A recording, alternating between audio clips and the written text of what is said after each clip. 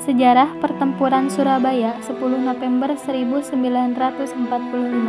Setelah adanya proklamasi kemerdekaan di Indonesia, tepatnya pada tanggal 17 Agustus 1945, bukanlah sebuah akhir dari perjuangan rakyat Indonesia.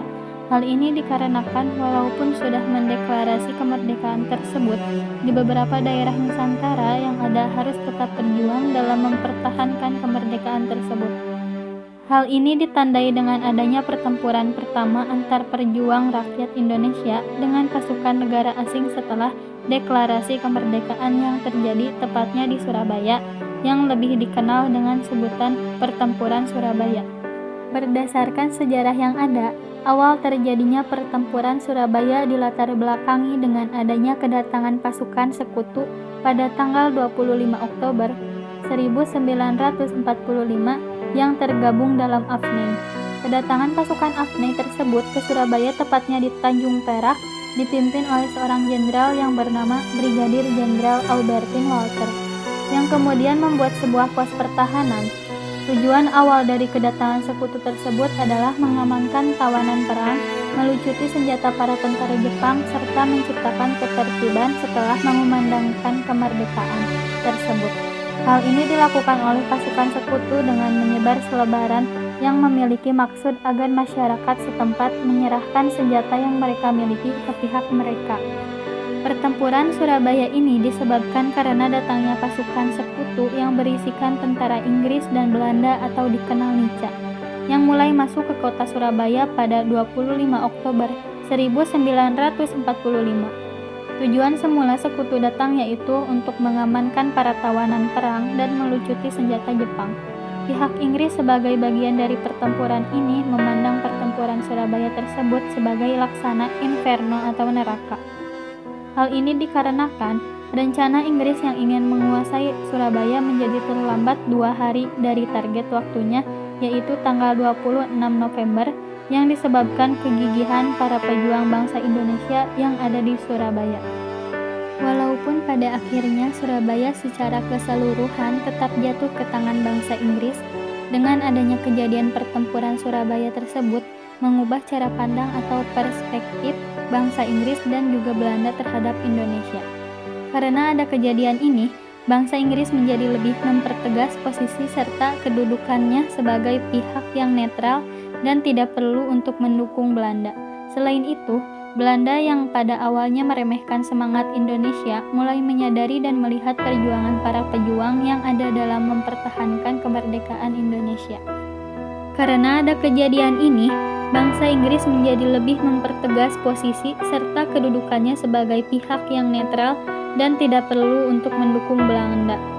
Selain itu, Belanda yang pada awalnya meremehkan semangat Indonesia mulai menyadari dan melihat perjuangan para pejuang yang ada dalam mempertahankan kemerdekaan Indonesia. Adanya hal tersebut membuat para pejuang Indonesia mendapatkan dukungan luas dari berbagai kalangan masyarakat. Hal ini dilihat Belanda sebagai sesuatu yang berbeda dari gambaran mereka dan apa yang mereka bayangkan sebagai kelompok pengacau sporadis atau ekstremis. Kedatangan sekutu di Indonesia, namun karena wilayah yang menjadi tanggung jawab masih terlalu luas. Tepatnya pada tanggal 29 September 1945, Komandan AFNI yaitu Letnan Jenderal Philip Christison tiba di Jakarta. Tugas yang diberikan kepada AFNI di Indonesia adalah melucuti senjata Jepang, memulangkan para tentara Jepang ke tanah air mereka, membebaskan sekutu yang berada di bawah tawanan Jepang, serta mempertahankan keadaan yang ada di Indonesia. Tim Rapwi atau Tim Pemulangan Tawanan Perang Sekutu yang merupakan bagian dari AFNI tiba di Surabaya pada tanggal 19 September 1945. Namun, kedatangan tim tersebut tidak disambut dengan baik dikarenakan tim tersebut tidak berkoordinasi terlebih dahulu dengan pimpinan Indonesia yang ada di Surabaya. Selain itu, tim pemulangan tawanan perang sekutu tersebut berisi perwakilan dari pihak Belanda. Hingga pada akhir September, kedatangan Kapten Hulger yang merupakan seorang perwira Angkatan Laut Belanda ke Surabaya tanpa adanya izin dari pihak Inggris untuk menerima penyerahan Jepang. Jepang menyerahkan berbagai alat transportasi, senjata anti pesawat, tank, dan masih banyak lagi. Pada tanggal 3 Oktober 1945, yang tak lama kemudian berhasil direbut oleh pasukan PKR dan berhasil menawan Kapten Hulger. Dalam menjalankan misinya di Surabaya, pihak Inggris pada awalnya hanya mengarahkan Brigade Infanteri India ke-49 yang berada di bawah pimpinan Komando Brigadir Malabi, yang memiliki kekuatan antara 4.000 hingga 6.000 pasukan. Para pasukan sekutu yang tiba di Surabaya tersebut belum boleh mendarat sebelum mendapatkan izin dari pimpinan Indonesia yang ada di Jakarta. Hal tersebut yang menyebabkan terjadinya perundingan antara pimpinan sekutu dengan pimpinan Indonesia yang ada di Surabaya. Pimpinan Indonesia yang ada di Surabaya pada saat itu adalah Gubernur Jawa Timur Suryo, Komandan TKR Karesidenan Surabaya Dr. Mustopo, Residen Surabaya Sudirman, Rajamin Nasution, Ketua KNI Dul Arnowo, Ruslan Abdul Ghani, Joko Sawando, Rusman Jain, Joko Sawando, Muhammad Inspektur Sujono, Prawibismo, Moh Jasin, dan MR Masmuin. Setelah adanya kemunculan sebuah pemberitahuan atau maklumat yang diumumkan oleh pemerintah Indonesia pada tanggal 31 Agustus 1945 mengenai penetapan pengibaran terus-menerus bendera nasional Sangsaka Merah Putih di seluruh wilayah Indonesia termasuk di kota Surabaya. Namun, terjadi sebuah insiden di mana kedua belah pihak yaitu pasukan sekutu dan masyarakat Surabaya terlibat dalam perseteruan perobekan bendera yang berada di Hotel Yamato, Tunjangan Surabaya. Hal ini yang memicu terjadinya pertempuran antara kedua belah pihak. Kronologi awal dari insiden ini, di mana sekelompok orang Belanda yang dipimpin oleh MRWVCH Ploegman mengibarkan bendera negara Belanda yang berwarna merah, putih, dan biru tanpa adanya persetujuan dari pemerintah Republik Indonesia di kota Surabaya. Para masyarakat Surabaya yang melihat hal tersebut menjadi kesal dan marah.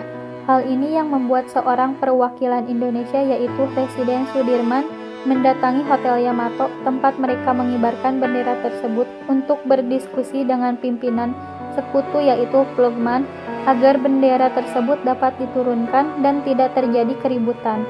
Namun, diskusi yang ada tidak berjalan lancar dan pimpinan mereka yaitu Ploegman menolak untuk menurunkan benderanya. Hingga yang menjadi puncak kejadiannya, Ploegman mengeluarkan sebuah pistol yang membuat perkelahian antara kedua belah pihak tidak dapat dihindari. Di tengah keributan tersebut, Ploegman meninggal dunia karena dicekik oleh pengawal Sudirman yaitu Sidik. Namun, Sidik juga tewas yang disebabkan oleh tentara Belanda yang sedang bertugas saat itu. Sudirman beserta pengawalnya yang lain berhasil menghindari insiden tersebut dan segera keluar dari Hotel Yamato untuk mengamankan situasi yang ada. Namun, beberapa pemuda di Surabaya terlihat langsung menaiki Hotel Yamato dan segera merobek bendera Belanda yang berwarna merah, putih, biru tersebut dan menyisakan bagian merah dan putih saja. 1. Pemimpin Indonesia yang ada di Surabaya harus melaporkan diri. 2. Seluruh senjata yang dimiliki oleh pihak Indonesia yang ada di Surabaya harus diserahkan kepada pihak Inggris. 3. Pemimpin Indonesia yang ada di Surabaya harus mendatangi sebuah pernyataan bahwa mereka menyerah tanpa adanya syarat. Ultimatum yang diajukan tersebut kemudian ditolak oleh pihak Indonesia, sehingga para pasukan Inggris mulai melancarkan serangan mereka pada tanggal 10 November di pagi hari yang menjadi awal dari pertempuran kedua belah pihak tersebut. Pada pertempuran ini sendiri, terdapat setidaknya 20.000 tentara serta 100.000 sukarelawan di pihak Indonesia. Sementara pada pihak Inggris terdapat setidaknya 30.000 tentara yang juga dibantu dengan berbagai peralatan perang mereka yaitu tank, kapal perang, serta pesawat tempur. Pertempuran yang terjadi antara kedua belah pihak tersebut mengalami puncaknya tepat pada 10 November 1945. Di mana terjadinya bentrok antara pasukan sekutu serta arek-arek Surabaya ketika pasukan sekutu tersebut hendak menyerang kota Surabaya yang langsung dihadang oleh masyarakat Surabaya. Pertempuran yang terjadi tersebut menghasilkan banyak korban jiwa pada kedua belah pihak. Namun khususnya untuk masyarakat Surabaya yang kehilangan 20.000 ribu anggota korban jiwa akibat pertempuran tersebut, di mana pada pihak sekutu kehilangan kurang lebih 1.500 korban jiwa. Pertempuran Surabaya ini berlangsung selama 3 minggu, di mana menimbulkan berbagai kerugian besar bagi masyarakat di kota Surabaya dan juga Indonesia.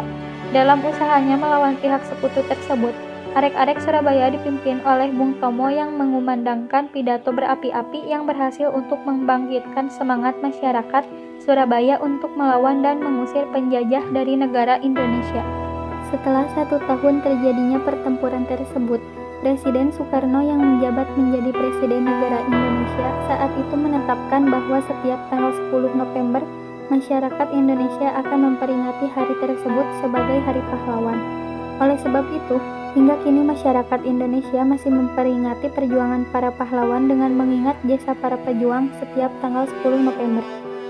Pertempuran yang hingga kini masih diperingati setiap tanggal 10 November oleh bangsa Indonesia bukanlah perjuangan yang dilakukan satu hari saja, namun melibatkan berbagai pertempuran yang terjadi sejak akhir Oktober tahun 1945 hingga November 1945.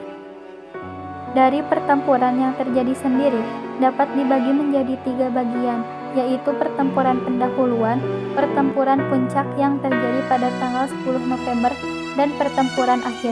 Jika diperkirakan pejuang yang ikut terlibat akibat serangkaian pertempuran tersebut adalah 20.000 pasukan TKR yang datang dari berbagai penjuru Jawa Timur serta para rakyat pejuang yang mencapai 140.000 orang.